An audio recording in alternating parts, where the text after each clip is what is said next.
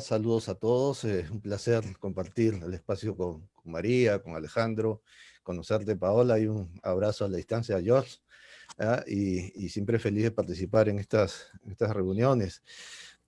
Cuando empezó todo esto, a ver, yo tengo un entorno familiar muy ligado a la medicina, entonces, claro, puedo consultar, ¿no? Decir, ¿qué te parece esta situación? Eso fue en marzo, y cuando empezó todo esto, lo primero que me vino a la mente fue un término en latín que Ludwig von Mises lo suele usar siempre, ¿no? Que es fiat justitia pereat mundus. Hágase la justicia, así perezca el mundo. Y ese es un problema, porque en el caso peruano, que no es diferente en líneas generales a lo que se ha puesto con relación a Alejandro Argentina y María con España, lo que tenemos aquí es el aprovechamiento de un grupo de gente que está en el poder para su gran proyecto de sociedad. Eh, a ver, en los últimos 100 años, la humanidad se ha beneficiado enormemente de los avances de la ciencia, los avances en la medicina, en la tecnología, puntualmente en la tecnología médica, han hecho de que, y además, el esquema de control o salubridad pública en diferentes ciudades es una novedad en general, ¿no? El mundo se ha beneficiado de eso y ha hecho que los niveles de mortalidad infantil, por ejemplo, se disminuyan radicalmente. Antes la gente tenía muchos hijos para que le queden algunos, porque se presumía que si tenías 10 te iban a quedar 2 o 3. Eso hoy en día esto es rarísimo, ¿no? Si tienes 2 hijos, tienes 2 hijos. Y no es que te vas a quedar con ninguno, es muy difícil que eso suceda. A pesar de ese gran aporte, ese gran siglo XX, desde ese lado, el avance de las ciencias médicas y la tecnología sobre el tema, a pesar de todo eso, viene una situación como esta, que en la historia de la humanidad, como lo ha señalado Alejandro, creo, es recurrente. Siempre en la historia de la humanidad, las epidemias, la presencia de virus han hecho estragos. El ser humano, las sociedades en general, han convivido con este tipo de situaciones siempre. Y son pocas veces en las cuales este tipo de situaciones han sido totalmente destructivas para la sociedad. Pensamos en la peste negra de la Edad Media, siglo XIV. ¿Por qué recordamos la peste negra? Porque fue brutal. ¿Recordamos alguna otra peste más? Es muy difícil recordar otra peste más. La gran gripe española del siglo de 1918, 1920, por ejemplo, que se supone, digo supone porque las estadísticas por la distancia de la época son dudosas siempre, pero lo que queda en claro es que mató por lo menos a millones de personas. Algunos hablan de 20 millones de personas, otros señalan 50 millones de personas. En cambio, aquí estamos en una situación donde ciertamente hay una situación grave, donde hay muertos, pero no estamos en un esquema similar, ni siquiera medianamente similar, muy pequeño.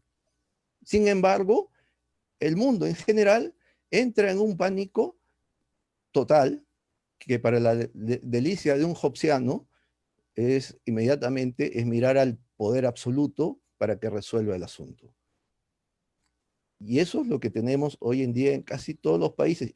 Y obviamente ese tipo de clamor por el gran general que resuelva los problemas, un Napoleón, en América Latina, donde hay carencia institucional severa, eso tiene un impacto sobre las libertades ciudadanas de una manera palmaria, pero no solamente sobre las libertades ciudadanas, sino con relación a lo que algunos países de la región han podido avanzar en los últimos años. Y es el caso puntual de Perú, por ejemplo.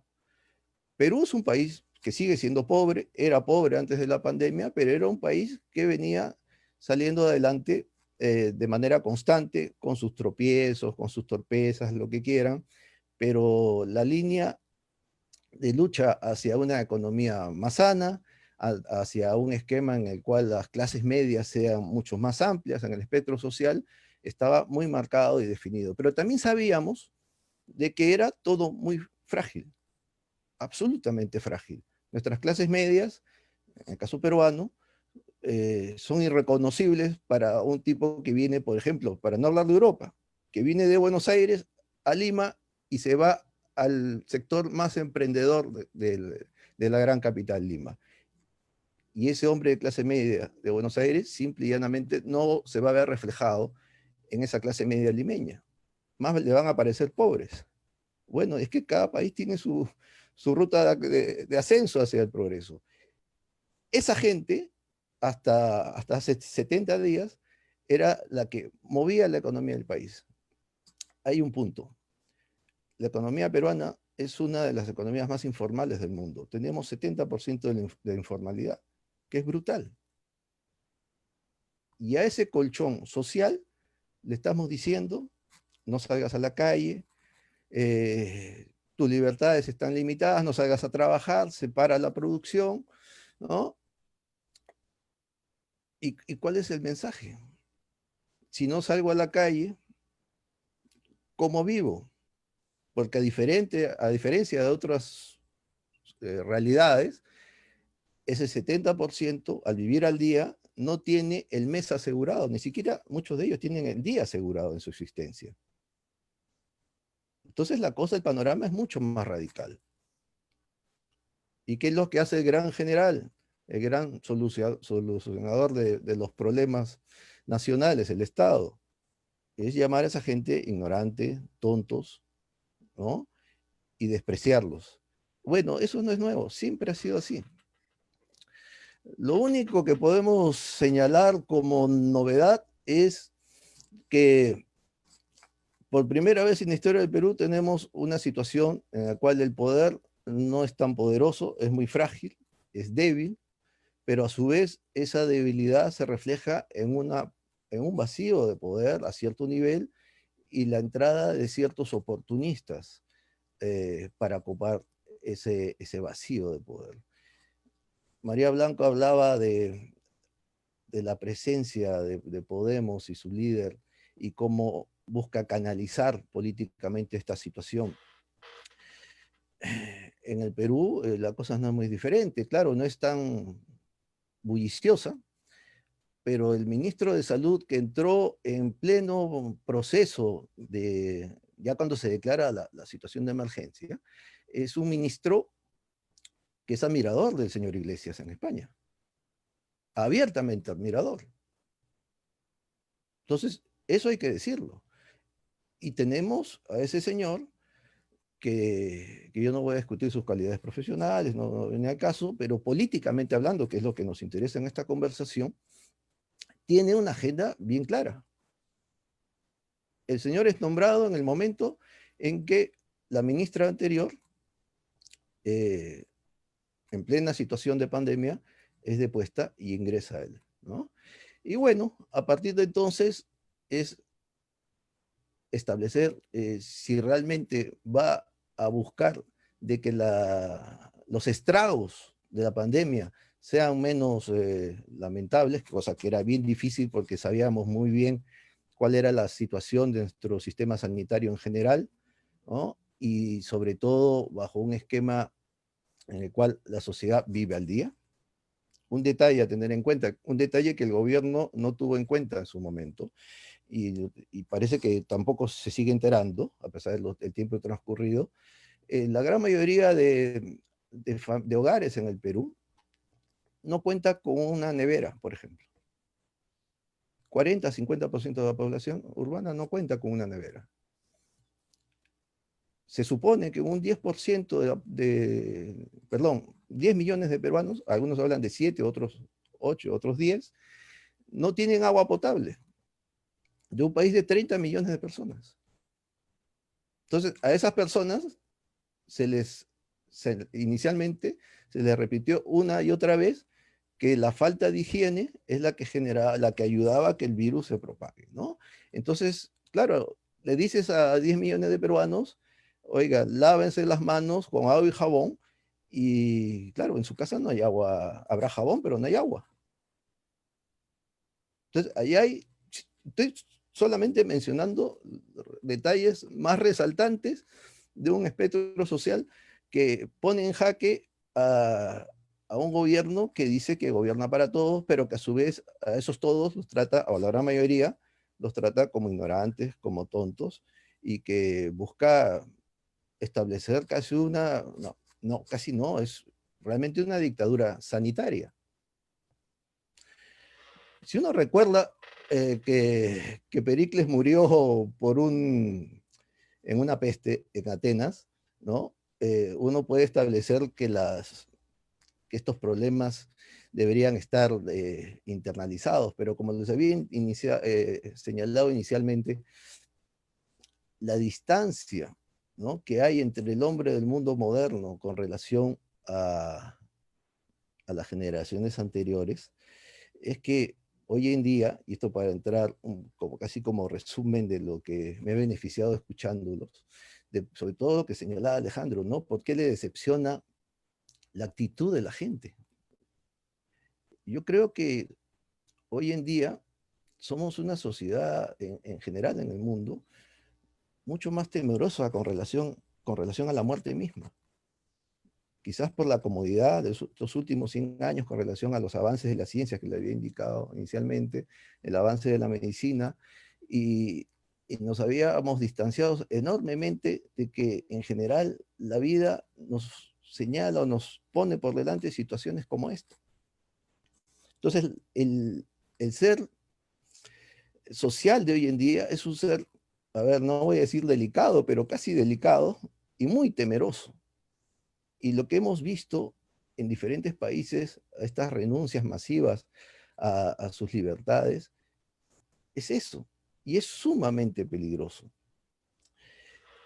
Este desprecio de los gobiernos a sus sociedades es interesante. Yo hace poco, a ver, revisando, cuando empezó toda esta situación, se me vino a la mente una imagen de Tolstoy en Guerra y Paz, en su famoso libro, Guerra y Paz.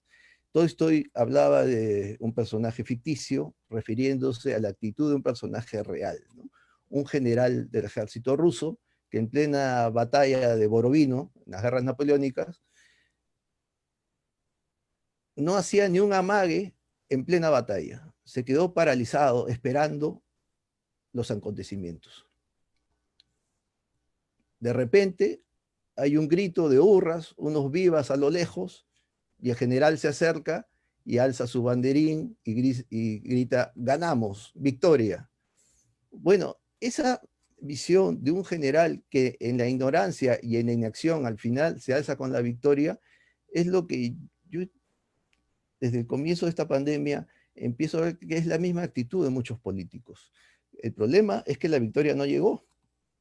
Y en el caso peruano, a pesar de ser una actitud de establecer una cuarentena muy rígida, muy dura desde marzo a la fecha, con toques de queda, con impedir, entre comillas, políticas de género, que hombres salgan un día para que salgan solo mujeres y a la inversa, que al final terminó siendo contraproducente, ¿no? Ese tipo de situaciones, al final lo que han hecho es dejar en ridículo al poder. Hoy, cada mensaje presidencial, no sé en sus países, pero cada mensaje presidencial es saber que lo que dijo hace 2 meses será repetido. Aburridísimo. Entonces, ese poder frágil ya termina siendo bufo. Ya ni siquiera es pequeño, simplemente da risa. Pero claro, si tienes muertos al costado, si tienes gente que sabes que es muy cercana a tu entorno y empieza a sentir los estragos de esta situación, la cosa es esto lamentable. Porque a la situación netamente del estrago del virus, tenemos un estrago mayor, que es la mala decisión política de cerrar negocios, de impedir que la gente haga su día a día, en la medida de lo posible. Porque nadie está diciendo que por muy liberales que seamos, que todo sea absolutamente normal y que la gente se desborde por las calles y no, esto no, hay que asumir de que estamos en una situación complicada, pero las decisiones del poder, en lugar de apoyar y de fortalecer esa posibilidad de tratar de buscar la normalidad, porque al fin y al cabo la tarea de todo gobierno, ¿cuál es? O de todo sistema o régimen de gobierno, ¿cuál es? Sobre todo el liberal, defender la vida, la propiedad y los proyectos de vida de las personas, su día a día, en la medida de lo posible. Y en situaciones como esta, con mayor razón.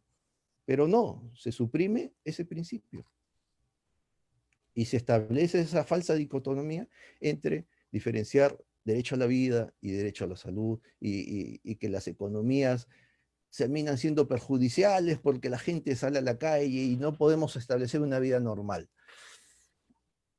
Colgándome todo lo establecido hasta este momento, yo lo que veo es que es interesante, seguramente en el futuro los historiadores y los teóricos de la política incidirán en eso.